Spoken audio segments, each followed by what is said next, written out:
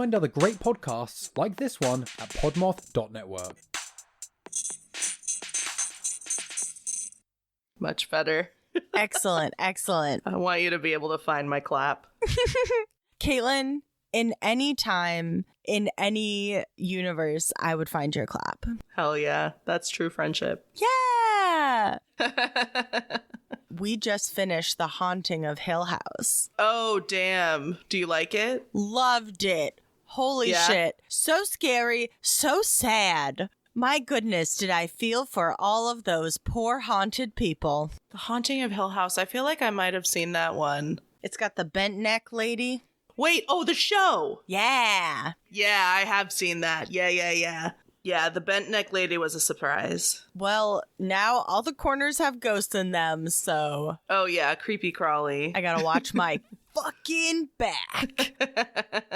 I literally had my foot out from under the covers, just like dangling. And like the way our bed is set up, there's a little bit of like floor that resides between like a chaise lounge kind of like chair by the window and then like our bed. And the dog area. Yes. With a puppy nest, as we call it. Yeah. In the bed. But there's a space between that's called the loo hole, which is where my beautiful dog Lou likes to snuggle, and I've got a pillow and a blanket set up in this like maybe less than foot wide space that he likes to hang out in. And so Lou crevice. Yeah, seriously, he's just a little potato, so he can fit in there. But we had just finished this super scary like episode of this show, and I'm peacefully trying to get to bed, thinking about the show, and I've got my little foot dangling in the loo crevice, and suddenly something cold and wet touches my foot. Absolutely not. Yeah, I freaked out. Send me to the moon. I'm done. Send me to the moon. I'm done. It was, of course, the tongue of the dog, but... Now's a perfect time to lick your foot, mama. Yeah, it was his tongue or his fucking nose, but I was like, God damn it, Lou. You almost made me shit the bed. In olden days, a glimpse of femur was only for morbid dreamers, but you're not alone. Bring anything bones. Two goofy gals with deathly interest go on a skeleton inquest in your headphones. Anything bones. Hello and welcome to Anything Bones. I'm Sophie Mysterious Waters Schwartz. And I'm Katelyn, a mansion that is haunted heart. And you're listening to the podcast where we talk about bones and things that are related to bones and crime and also happy things every once in a while. Every once in a while, but probably not this month because you're joining us spooky month in progress.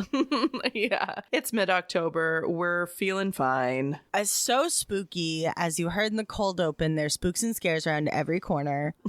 Things are looking very haunted. We've got a skeleton outside our door and a little gothic black pumpkin. I love that. Your apartment is already pretty spooky to begin with, so I think just a few embellishments and you're good to go for the season. Again, it's a similar problem that we encounter with the podcast that I encounter with my home. I have a lot of bones. I have lots of like creepy artwork and like lots of candles and things of that nature. So how to decorate for Halloween is a bit of a chin scratcher. Yeah. It's more pumpkins is usually the answer is fall touches. Sure. Yeah, I'm not sure if I've talked about this on the podcast before or not, but I have a potpourri bowl that's full of little skull heads. I'm sure we've talked about this because Sophie was with me when I bought it. Oh, yeah. Like all the pieces for it. This is a classic, yeah. This is a classic. Yeah, it's a seasonal thing. So I did the ceremonial changing of the potpourri. The skulls stay. They're a permanent piece. Mm-hmm. But what changes is what's around the skulls. And so I've got some like ceramic like pumpkins and gourds and things, and then of course when Christmas rolls around it becomes Christmas ornaments mixed with skulls. So I love it. It's fun. When you were decorating your various apartments, we've always talked about how your abode is very tasteful, but with a secret air of spooky. Thank you. My apartment is very overtly spooky. You walk in and go, oh my goodness, weirdos live here. But if you like go into Katelyn's home, you're like, whoa, so tastefully decorated. Look at this timelessly chic bookshelf with items. Is that a jar of bones? Like, are those skulls in there? It takes closer inspection to find that Katelyn is a weirdo. Yeah, it's a secret, not so secret. Yeah, open secret. Yeah, you have a podcast where you talk about worst kept bones. secret. Yeah. I also would like it to be known that I'm wearing a Spirit Halloween t-shirt. It's fire. Yeah, I fucking love it. It was supposed to be an XL, but it totally is not. I was gonna share it with Joe, but you know, good luck. It's just yours. Yeah. I said I bought it for the both of us. It's for me. I don't know who I'm kidding. Who am I lying to? Myself? Just yourself. Yeah, just myself. I need to live free of this lie.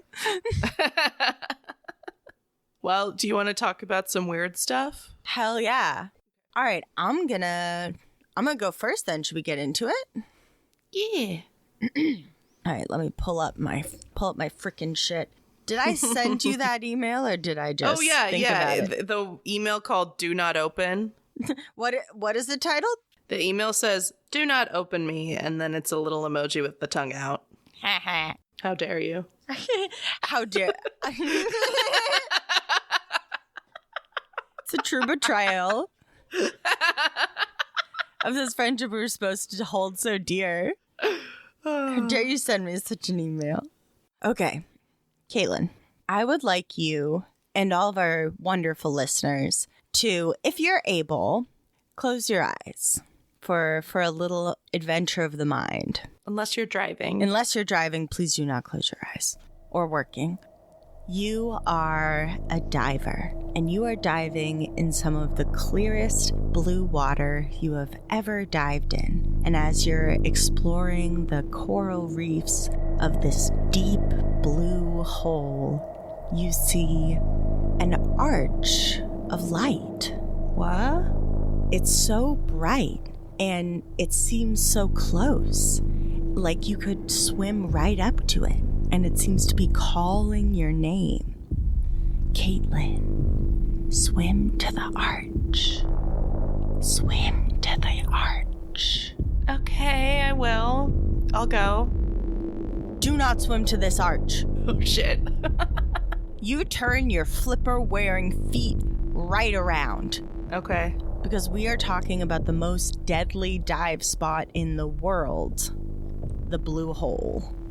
Oh, shit. Okay. I know nothing of this. I didn't either, and I have to give a shout out to Geodesaurus on TikTok, who teaches about geology and hydrology. And she does, for October, she talks about spooky lakes. We love haunted bodies of water. Anything. Lake Lanier was one of my favorite episodes that we did, because I was just like, what the fuck? Yeah, there is something otherworldly about an underwater tragedy or a haunted spot that's underwater. It's like a liminal space. And that's what I find so absolutely fascinating and also upsetting about places like the Blue Hole that we're going to talk about right now. But before we get into it, I want to list off my sources. So we got Wikipedia, The Guardian, IFL Science, Slate, and SceneArabia.com. Okay. You may now open the email. Okay. I thought you were going to say you can now open your eyes. You can now open your freaking eyes. Oh, please, listener, if your eyes have been closed and you want them open, please open them. Well, this is fucking beautiful. Right? What Katelyn is looking at, the beautiful coast of Egypt in the Sinai Peninsula, which is near the city of Daharab. And this is a diving and snorkeling spot that is known as the Blue Hole, or as some people would refer to it, the Diver's Cemetery. Yeah, I think you're going to get into it. I'm seeing some tombstones here. Yeah, we'll get into what's going on down there. But as I said, this is a beautiful spot for diving, but the deadliest in the world. I bet people still go every day to dive there anyway. They absolutely do. Yeah. It's more popular than you'd like it to be. They're like, oh, I could die here? Sign me up. I mean, that's people, isn't it? Yeah, I guess. I still wouldn't jump out of a plane, but like I respect people that do. So sure, live your life. Just might cost you. Yeah, I mean, some people dive deep into mysterious holes. Some people smoke cigarettes. Pick your poison. Exactly. Both dangerous.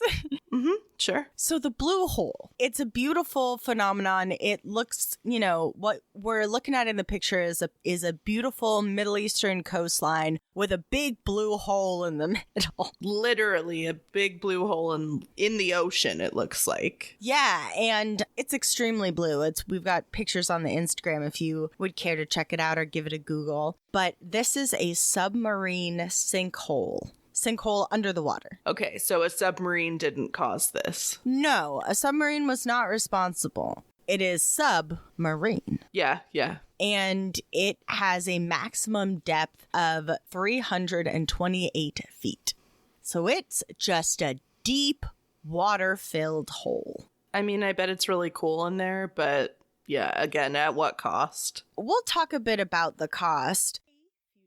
Hey, future Sophie, stepping in here. So I want to provide a little bit more context to the shape of this underwater death maze called the Blue Hole, because it's a little confusing to picture. So if you picture the Blue Hole as a sinkhole underneath the water, right? And if you swim past the initial hole, it opens up into a large underwater cavern. And as you swim through the underwater cavern, you will then come to the arch out of which you can swim towards the ocean. Now, when I'm describing the features a little bit here, I just want you to remember that the initial hole is around 328 feet deep, but in that cavern leading out to the arch, that's where it drops down to a couple thousand feet under the water. So I hope that this clarifies it a little bit more. I'll hand it back to past Sophie. Little bon voyage. The structure of the Blue Hole is as such that there is like a shallow opening that leads to the ocean that's around 20 feet deep, and that's known as the saddle. Okay, sure. And then there's another particularly iconic feature of the Blue Hole, which is the arch, which is an 85 feet long tunnel. And it's from the ceiling to its depth is about 108 feet deep. Remember this arch. We talked about it in the intro. I'm fascinated by this arch. So on the ocean side, the floor of the Blue Hole can actually drop down to about 3,300 feet. Whoa, what? This is a very deep hole. That's nuts. Yeah, and there is beautiful coral and fish in this hole. This hole has a whole ecosystem of life inside of itself. And it's very popular for something called free diving because it's very accessible from the shore and it doesn't have current in there. So the water is still. Okay. I still wouldn't go down there, but okay. Mm-hmm. Well, it's rumored that historically the Bedouin people also would agree with you and did not want to go down there. They were they saw it and they said, But during the time that the peninsula that the Blue Hole is on was occupied by Israel, strangely topical, in 1967, in the 6-Day War of 1967. Don't you be squeaking. 1 second. Give it. No. Go play with Papa. All right. So when the Give it to me. Oh, now that's even more fun. No. Kuno, please let it go. Please let it go. Joe, will you come take this squeaky toy away from Kuno? No. Can you collect your son? Oh, no. Menace today. Where's the squeaky toy? I got it over here. Menace? Do you need anything? No, just for you to yell at your son. Menace. Okay. We have fun. I love you. We have fun here. Okay. So, during the time that Israel was occupying this peninsula in Egypt, during the 6-Day War of 1967, the Blue Hole was discovered as a diving spot and began to gain popularity because of its beauty and how easy it was to dive there. But of course, more people coming to the Blue Hole means more risk of fatalities and injuries. Sure. Treated with the right amount of respect, the Blue Hole should not be more dangerous than other diving spots. Okay. But humans have something called hubris, which makes them want to dive in ways that are not safe. And not all the people that have perished in the Blue Hole were being irresponsible. Absolutely not. There are a lot of different factors that we'll talk about. But a lot of fatalities have to do with this mysterious arch I was talking about earlier. Okay. I'm dying to know what this has to do with it. This arch is inside of the hole, kind of going towards the sea. There's a diagram there if you want to check it out in the email. And it's absolutely gorgeous because light kind of comes through this arch and people get tempted to swim towards the arch, but it's a lot more difficult than people anticipate. I'm sorry, I'm looking at this diagram. So you kind of, I think I'm getting it now. So you dive through and then you come out the bottom of the Blue Hole and then you're just like in open water. Yeah. I hate it even more. Oh my God. It's terrifying to me. I appreciate its beauty and splendor. I never want to be close to it. It's estimated that between the popularity of this diving hole rising up in the late 80s to currently, about 130 to 200 people have died diving this hole. Shit, yeah, that's a lot. That's a lot of people. Yeah. Like I said, it can be dived safely. There's a man who has decades of experience diving it. His name is Tarek Omar, and he's a technical diver from Dahab, and he has been diving the Blue Hole since 1992. So a year longer than we've been on this earth. Yeah, I'd say he's an expert. And his job is to retrieve people's remains from the Blue Hole. What a fucking job to have. He is known as the bone collector. Oh my God. He has one of the saddest jobs I think I've ever heard of. Yeah, well, it's sad that job even exists is what's hard about it. Like, they have so many deaths there that they have to have somebody to take care of the bodies. But people dive it every day. People do it anyway, So somebody has to do that because people want their loved ones back. We've talked about this so many times. And, these deaths occasionally garner media attention for the stories of those who perish in the Blue Hole.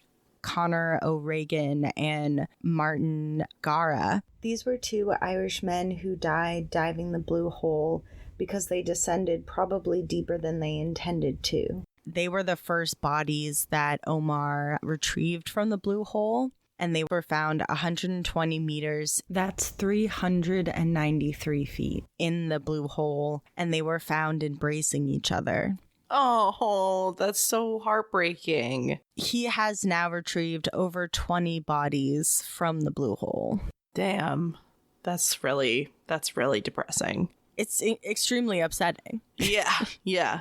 I don't know how else to feel about it. I mean, we can have incredible respect for Omar because underwater body retrieval is a super specialized task that can go wrong at any moment, endangering the life of the diver. Sure. You know, because you have to consider how much weight you're going to be taking on. You don't know what the level of decomposition will be. You don't know if you will encounter an obstacle with the body that, you know, you can't even think of.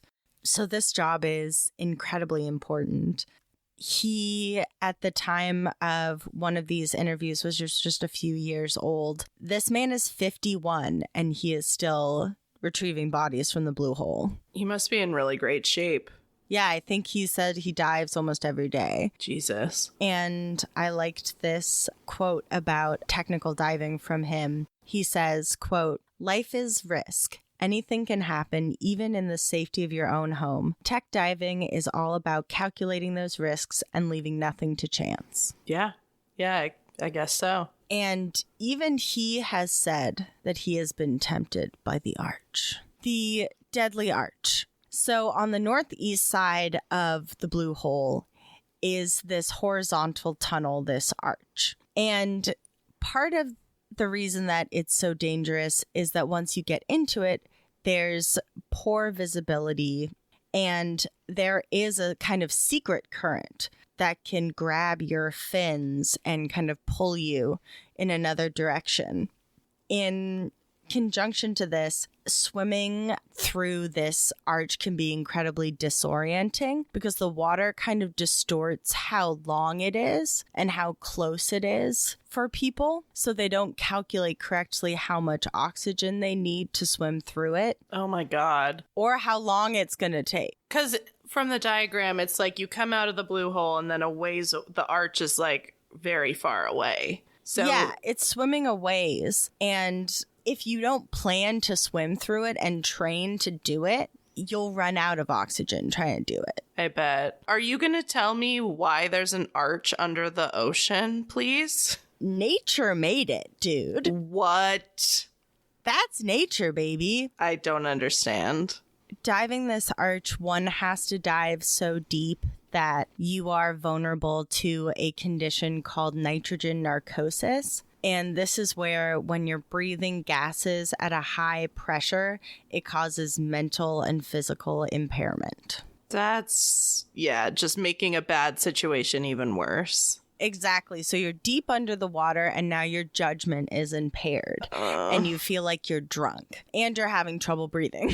It's all bad. It's really bad. I hate to think that that's how a lot of those people spend their last moments. It's really hideous because the deeper you go, the worse it gets and the harder it is to swim. Yeah. So once it starts, it's very hard to get out of it. And you can combat this condition. This is what I was saying about like having to have preparation. Like there are technical divers who can balance the gases that they have in their tanks to a certain degree to try to avoid this. Clarity of the water down there, you see how it's like crystal blue. Mm-hmm. That makes the length of the tunnel deceptive. So it's hard to judge the depth and the length of this tunnel. And if you're going to dive for that long, you have to make decompression stops. So you have to like dive slowly and stop every so often so as to not fuck up your body and give yourself the bends. Yeah, that makes sense. Diving is so fascinating to me, but also so scary. Well, it can just go so wrong so quickly. I mean, it's like going into space. It's like you're going into a whole other environment where we can't breathe. Right. We have no control. Yeah. And to think of something so alluring, like if you look at pictures of this arch, like it is described as an underwater cathedral. Well, I can see why people want to go to there. Yeah. And some even say that it might be haunted. Oh, I knew it was coming. There is a local story of a girl who was trying to avoid an arranged marriage. And rather than be married to this person, she dove into the blue hole to end her life. Jesus. And it is said that it is her who haunts this arch and lures people to their death. Fuck. That's very intense. It is incredibly intense. I said haunted submarine sinkhole. Yeah, shit's fucked. Yeah, this is spooky month. We're not fucking around. I'm not pulling any punches. No more like, oh, dee-dee-dee, like, look at the silly tombstones that don't actually have any people buried underneath them. No, like, dee-dee-dee, how cool is a fox skeleton? No. Haunted underwater sinkhole. Happy Halloween. Happy Halloween. It gets even worse. Because Omar, our bone collector, the hero of this story really, has met before their deaths many of the divers he retrieves. Bet. One of them. Does he do other work there? Or he's just around all the time? I don't know if he has another job. Like, yes, he works at the cafe, but he also does very specialized body retrieval. Yeah, I don't know. I don't know. They have to pay him well. Please let them pay him well. Yeah, there's no union for this, so I really hope they do. There is. It's one guy. The meetings is one guy. He says, do we like our contract? Yes. No? Looks in the mirror and says, I hate my job. But I'm the only one who can do it. Apparently. Yeah, I'm so thankful this guy exists. But he meets these divers regularly. And there was one such diver who was 22-year-old Russian Yuri Lipsky, who he actually met the day before he did his last dive. And Omar said, you know, Lipsky was like, I want to film the arch, because Lipsky was a diver and also a YouTuber. Oh, and he was so young. That's really sad. And he told Omar that he wanted to dive the arch. And Omar said, that's amazing. Let's do 2 weeks of training. And then we can film the arch. You know, Yuri was only in town for that one weekend. And so the next day he decided to make his dive. Omar said, quote, it was exceptionally hard for me because I had met Yuri twice before. He was very reckless. Oh, that's really terrible. He did all he could do to, like, prepare him. Because you don't want to blame somebody. You don't want to victim blame, but that does sound very reckless. It is reckless, but when you're young, when you're 22 and like you love something as adrenaline fueled as diving, like I can understand what happened here, but one of his crucial mistakes was that he only dove with one tank of air. Oh no. And he, you know, according to Omar and other technical divers, he should have had multiple tanks if he was going to go through the arch. That seems like it would need, seems like you would need more than one tank. Yes, and I don't know anything about diving. I am muddling through this, which, you know, I want to express how much I respect Omar and his work and the dead of this place, because this is a truly horrific way to go. And the most horrific thing about Lipsky's death was that it was filmed and then somehow published onto YouTube. God damn it. That's really, really sickening. And it's taken down now. I checked for myself. Nice. That's because good. I did not want to see it, but I had very strong feelings about whether or not it was on YouTube. I don't want that on YouTube. No. Because his mother objects to it. Yeah. He is not visible in the video. It is from his point of view.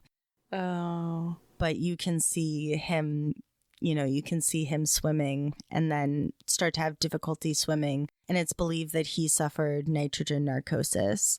Yeah. Which led to his death. That's really, really sad. At the time of the height of this video, it had 10 million views. How disgusting is that? Yeah, that makes me really sad. Like last week we were talking about the ethics, right, of this, of real death on film, right? And yeah, death journalism. Yeah. And this is, I believe this to be, unacceptable. I think whoever published this is... There's no reason anyone needs to see that, honestly. No, it serves nothing but to dishonor the families and to dishonor him. But as you saw in the pictures that I sent you, he is not alone in losing his life this way. And when you go to the blue hole, on the cliff that faces it are 14 plaques to commemorate different divers who have passed away in the blue hole. And there is one headstone that reads, quote, "Don't let fear stand in the way of your dreams." And this is for James Smith. Oh my God. He died in 2003 at the age of 23. Oh my God. I hate that. That's so sad. I wish that there was a way to get that, adrenaline pinch or whatever, and a safer way, or and of course have a guide or something. I mean, Omar will train you. It sounds like it. It sounds like he's willing. You just have to want it. And you have to have the time and you have to have the money, probably. Right. And, according to Omar, he says that this haunting business he doesn't super believe. What he does believe the killer of people to be is the temptation to push the boundaries of human limitation. He says, quote, "When I'm down there, I feel special. I know that only a select few people have been there. It's not accessible to many. The ocean squeezes you. You can actually hear it if you go in a submarine. It sounds romantic, but it's actually very dangerous." He is he's good with his words. He is. And, thanks to him, the remains of some of these divers who have passed on in the blue hole are returned to their families. Yeah, and that's really important. Yeah, and I kind of wanted to spotlight the work that he does and thank him for that, because that's a horrific job. Yeah, but somebody has to do it. Exactly. And this blue hole fascinates me so much because, like I was talking about, it's this liminal space that's full of this morbid temptation. Everyone who goes there knows about this arch and not to go through it. And only if you're trained and everything. Yet people see it from underwater, and it's so beautiful and it's so clear and it seems so close that they go for it anyway. God. Well, thank you for telling me about this. I had no idea it existed, and it's not on my bucket list, but, I'll visit the pyramids instead. I will go with you to the pyramids. I would love to see this place in person. I am not diving there. No. Can you swim on the surface? Can you just take a dip? I hate to tell you, people have died snorkeling there too. Okay, never mind. I'm not interested. No matter how deep you go in this fucking hole, it's absolutely not. All right. Not even once. Got it. Not even blue hole. Not even once. And while you think of other things that you won't do not even once, please enjoy this ad from a Podmoth original podcast. Excellently done. Hey podcast lovers, my name is Haley and I run the Don't Identify podcast. I have been passionate about helping the unidentified get their names back ever since I found out I lived within miles of where Sherry Ann Jarvis, formerly known as the Walker County Jane Doe, was found. In my podcast, I tell the stories and provide information about unidentified people in hopes of reaching their loved ones and getting their names back. So come join me and help me advocate for these people. You never know, you could recognize someone's story. Welcome back, everyone. Something that I'm not going to do not even once, other than go into the blue hole in Egypt. Yeah, I'm never going to fish for piranhas. You know what? I'm not gonna try it either, but I'm just curious. Are there other things you wouldn't do? When we were in Disneyland, I wouldn't go on a Ferris wheel that went really high up and then also would swing you around while you were up high. That's absolutely not for me, actually. That's real, a big for real. no. No. That's a city for me. Freaky. What about you? Things I would never do? Not even once, yeah. Not even once? Go toe-to-toe with our girl Bathsheba from The Conjuring. Yeah, she is crazy. I know my place with Bathsheba. She comes around and I leave. Yeah. I see a bigger, badder witch. Take on a bigger, badder witch. Yeah. That's something I would never, ever do. I'd Go be like, off. Go off, queen. yeah, fucking Bathsheba. It's your season, bitch. I love The Conjuring. So good. If you had told me that those movies were just about a cute couple fighting ghosts with the power of love, like every time it's the power of love. I've seen all 3 of them, and they always beat it with the power of love. And If it's only it usually were that their easy. love. Yeah.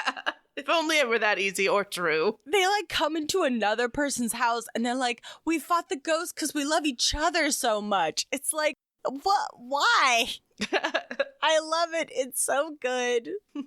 I'm into The Conjuring. They make the Warrens out to be much better people than they were. Certainly. Yeah. Well, speaking of haunted places, I've got a good one for everybody today. Ooh. So, obviously still riding the high from the Disney trip. Sorry, everybody. Sorry. So I've decided to take us to Disney's Haunted Mansion for the Ooh. second half of our episode.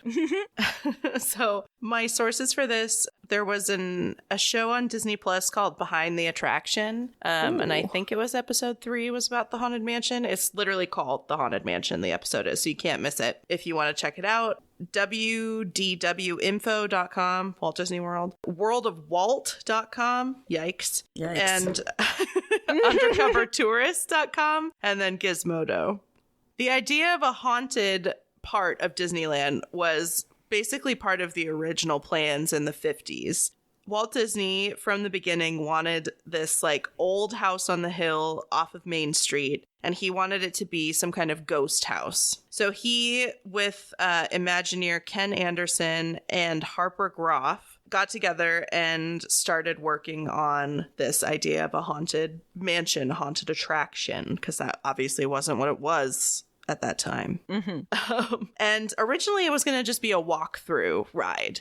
There is a good amount of it where you're walking around inside. So I kind of see where they're getting that there. So after you get off the elevator, you walk around the house for just a little bit until you get to the ride itself. Ooh. That's I didn't know a that. little spoiler alert for you today. Oh, That's hell now. yeah. I did it twice. Really? Yeah, we did. Oh my goodness, Caitlin. So the walkthrough attraction was going to have maids and butlers acting as guides and leading people through while telling the story of this sea captain and his bride who own this random, disgusting house on the hill. And they decided that because this was going to be so popular, they're like, this can't be a walkthrough attraction. We're going to need to get people in and out of here. So they decide that they need what's called an omni-mover system to get people in and out. Because if it was a walkthrough attraction, you know there are going to be people stopping to do whatever it is they do. And if there's one thing we know about the Haunted Mansion, people get up to wild shit in there. Yeah, don't stop if you can. And don't look at the ground. Do you know how much I was thinking about that when I was in there? Like how many corpses are really in here? I mean, just for those uninitiated, may I say it? You may. I was going to reveal it later, but it's already been brought up on the show before, so longtime listeners already know. That lots of people love to bring their loved ones' ashes to the Haunted Mansion to dump them. And there's like a special code for when they need to get the giant vacuum to... That's how much it happens. Yeah, they have a special people sucking vacuum.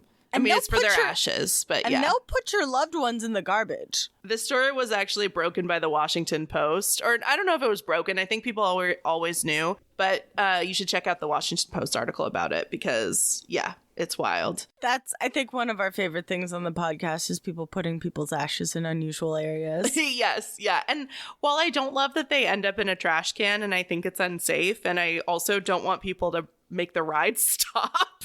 And also, your loved one shouldn't end up in a trash can. Yeah. That's There's not a better where they deserve to There's be. a better way to remember them, I feel, than to put them in the Haunted Mansion. But I digress. We're getting way ahead of ourselves. I'm so here. sorry. It's Getting off track. the only thing it's top of I mind. think about. Yeah. It's top of mind always. So we're back to the 50s, 60s, whatever. So 2 of the Haunted Mansion's main designers, their names were Mark Davis and Claude Coates. There's a lot of names involved in the creation of Haunted Mansion just because it changed hands a bunch of times. Like people just kept getting busy with other stuff. The World's Fair was during the time when they were trying to figure out how they were going to make the ride work and the story and everything. So the World's Fair really got everybody working on other stuff, and then they kind of abandoned the project. But well, they don't call it the World's Fair because only a couple people work on it. It's pretty big. It's a big deal. So lots of people, lots of designers. So Mark Davis and Claude Coates had very different ideas about whether this house should be scary or if it should be fun. That was a big point of contention for a lot of the designers because some people thought, oh, it's a haunted house, like you should be scared to go there. And other people were like, no, you're at Disneyland, like it should be fun like everything else. So Conjuring versus Halloween Town. Yeah. And you definitely see that in the ride where there's some parts where you're like, this is kind of scary. And then other parts where you're like, this is very silly. So it's kind of cool that you see that in the ride today. Other people involved on the project were architect and animator Xavier Atencio, and then Buddy Baker composed the music for the theme song, which is called Grim Grinning Ghosts. Grim Grinning Ghosts. Yeah, Grim Grinning Ghosts. You cannot say that 10 times fast. I was going to say I'm going to add it to my tongue twisters. So a lot of original sketches of the Haunted Mansion show it as kind of old and run down, like a haunted house would be. And they wanted it to match the New Orleans theme because they were going to put it in New Orleans Square in Disneyland. But Walt Disney insisted that it needed to look really nice and pristine on the outside, like everything else in the park. So it is. It's like in mint condition, but then you get inside and it's crazy. I feel like that's an interesting contradiction for a haunted house. Yeah. So instead of like a rundown shack of a mansion, Anderson got inspiration from this Victorian house in Baltimore. Another source of mine said that the Winchester Mystery House was a source of inspiration for this ride. So, hey, we take know that her. what you will. Yeah. All my favorite things coming together.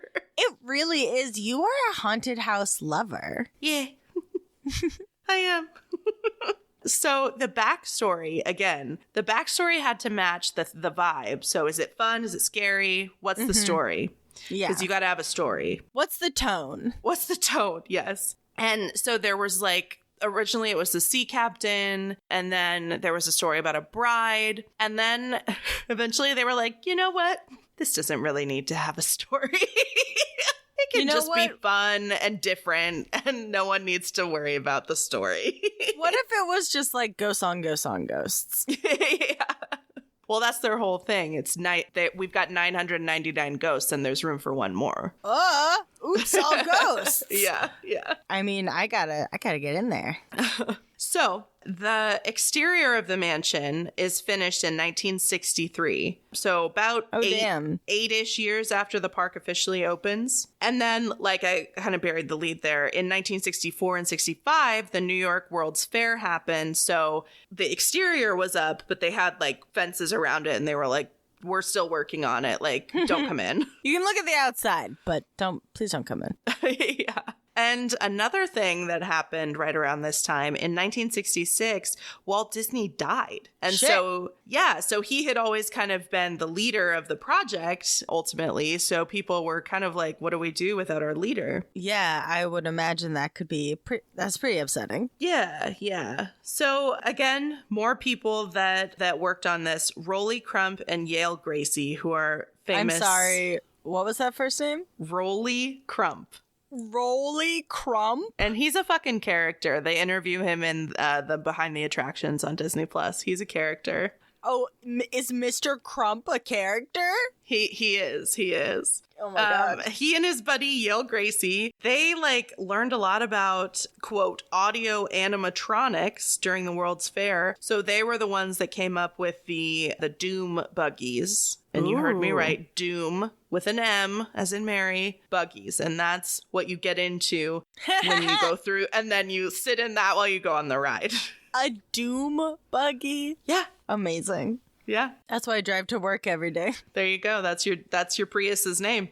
So Yale Gracie did a lot of work on the special effects of the mansion, including a ghost that was originally designed by Mark Davis, who was one of the earlier creators. And this is the famous Hatbox Ghost. Ooh, heard of him. He's gained in popularity now. So basically this ghost, or this, feature, you were going to see this creepy guy like looking at you, and then suddenly his head disappears and it reappears in a hat box that he's holding, and it was this like crazy effect. But they never got it off the ground originally, when anybody could do it, because the lighting had to be just so, and they could never get it to work correctly. So this trick, the Hatbox Ghost, never actually was part of the mansion. Aww. But hold on to that, because spoiler alert, he's there now. Justice for Hatbox Ghost. So, we finally come to August 9th, 1969, and Disneyland's Haunted Mansion actually opens. 1969. Nice. Thank you. But the house has been there since 63. I'm pretty sure Disneyland opened in 55. This has been just like a very long, drawn-out process. So everyone was like, yes, here we go. Get me in this mansion. Yeah, Jesus creeps. So, I've got some fun facts for you. Hell yeah. Hell yeah. The Doom buggies can carry up to 2,500 guests per hour. Whoa. Yeah. Damn. That's now. That probably wasn't the case in 69. No. There's a famous trick in one scene in the mansion. It's in the ballroom. This trick is called Pepper's Ghost, which a lot of people might be familiar with. Basically, you're in your Doom buggy and you're going through this lavish dining room in the mansion, and you see this reflection of ghosts that are coming and going from the space. And really what you're seeing is there's mannequins behind you that are reflected off of pieces of glass that you can see when you're looking over the Great Hall area. Does that kind of make sense? Yes. So it's a reflection of mannequins dancing around the room. Oh, that's cool. That's what you're seeing. That's as a what reflection. I'm seeing. Yeah. But there are dancing mannequins. They're just not in the room with us right now. No, they're not. You're seeing a reflection because it's Ghost. Pepper's Ghost. Yeah, Pepper's Ghost. Another fun little tidbit. I love this one. So one famous part of the ride is when you visit Madame Leota's fortune seance room. I was going to say it's a seance room. Madame Leota is actually, the face of Madame Leota is a real lady named Leota Toombs Thomas, who was an Imagineer back in the 50s and 60s. And she's the one that modeled for and I think she did the voice too. And then her daughter, Kim Irvine, is also a Disney Imagineer and was interviewed for Behind the Attractions. She's super into it. And Kim, the daughter, actually had a cameo in the Muppets Haunted Mansion, which I haven't seen, but that's a delight. Yeah, I am supportive of all the Muppets things. Yeah, absolutely. Get in there. I love these silly puppets. Yeah. This is also really interesting. So it was a long process to get the Haunted Mansion up and running, right? So by the time they were actually designing the pieces of the Haunted Mansion, pieces of the ride, they were also developing the Magic Kingdom at Walt Disney World in Florida. So they just made 2 of everything. They were like, you know what? We'll probably want one over there too. Exactly. So yeah, so Florida went super smoothly. California took a long ass time. Well, they always say that the, second child is easier. Sure. They do say that. There were some tweaks, however. So the Haunted Mansion at Walt Disney World is in Liberty Square rather than New Orleans Square. You'll have to forgive me. I've never been to Walt Disney World, so I don't know. So they didn't have a New Orleans Square in Walt Disney World, which doesn't make a lot of sense, but whatever. So they had to base the architecture on more New England style stuff. And I guess they were inspired by the works of Edgar Allan Poe, one of my sources said. Yeah, we love. We know her. Presently, we've got a Haunted Mansion in Disneyland and Disney World. There's also Phantom Manor in Tokyo Disneyland. Oh. Mystic Manor is in Disneyland Paris, and there's also a Mystic Manor in Hong Kong Disneyland. But in Shanghai Disneyland, they don't have a version of this attraction. I guess it's because of, quote, Chinese cultural sensitivity to ghosts and ancestral spirits.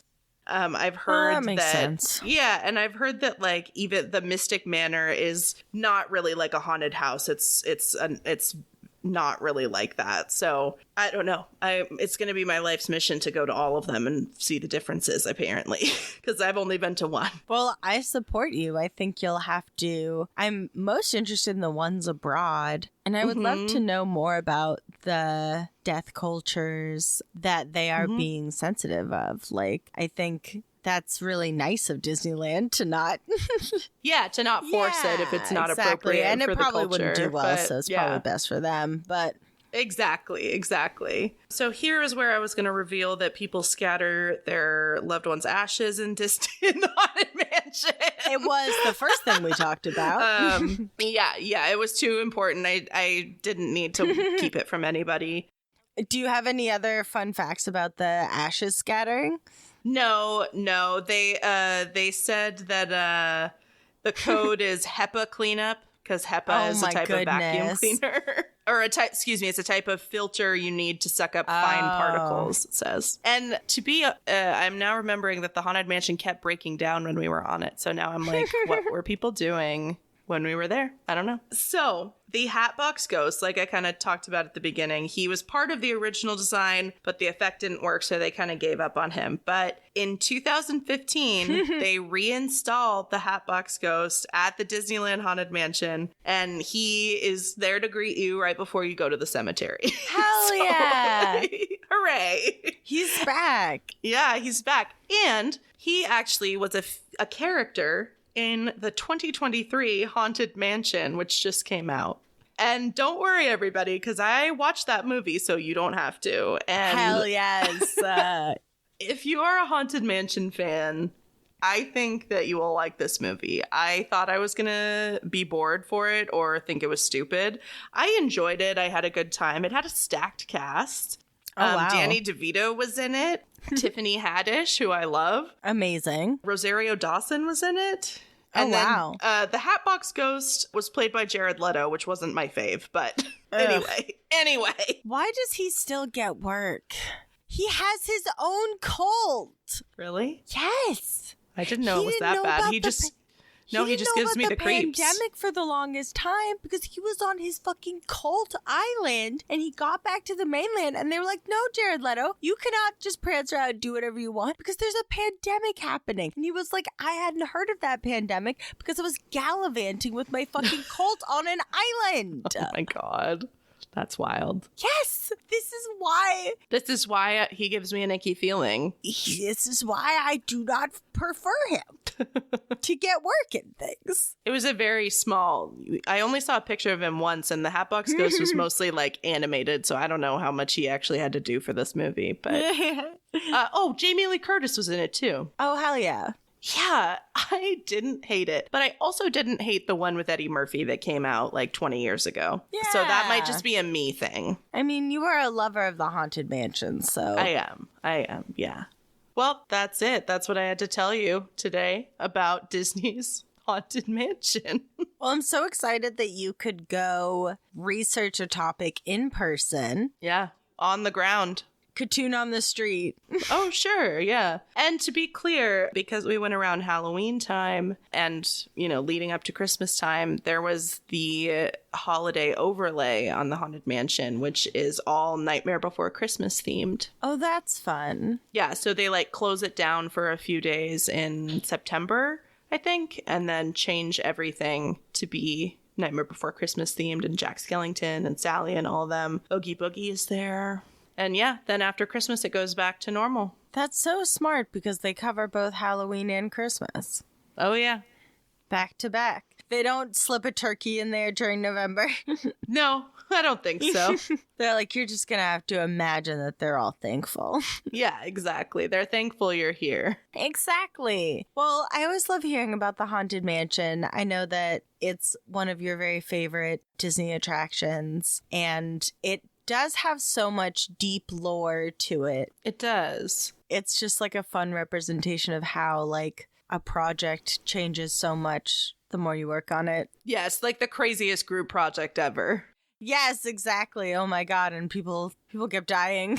Yeah. And then now people scatter ashes there. It's a weird full circle moment.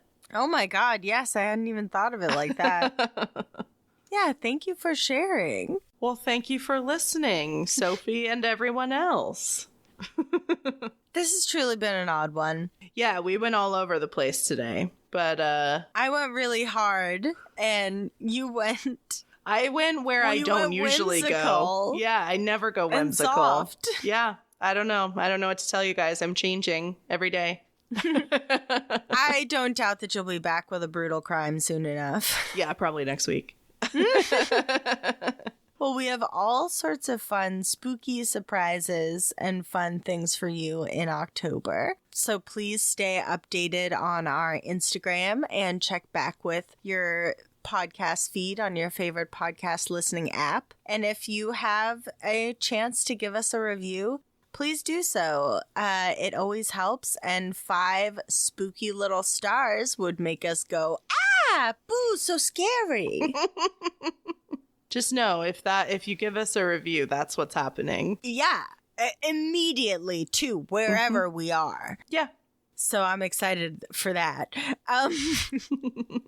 But I hope that everyone is having a spooky yet safe Halloween season and that you're eating a slightly more than appropriate amount of candy. Perfectly said. Bon voyage. Bye. Bye. Whoa. I'm scared. Thanks for listening to Anything Bones. Follow us on Instagram or Facebook at Anything Bones Podcast, or email us at anythingbonespodcast@gmail.com. Thank you to Nick Kruger for our spooky music and Stephen Vetteroff At Chubby Scrubby on Twitter, for our jazzy vocals, and thank you to Camilla Franklin at Camilla Strader on Instagram. for our beautiful bony artwork. Please rate, review, and subscribe. The hole is bad. The hole is scary. Well, it's the hole within the hole that kills. Why is that not on a t-shirt for me? It's the hole that kills. I saw the best freaking t-shirt, but I was so sad that it wasn't in black. It was like a little crop top tank top that said, I got a lobotomy at Toyota-thon. Jesus Christ.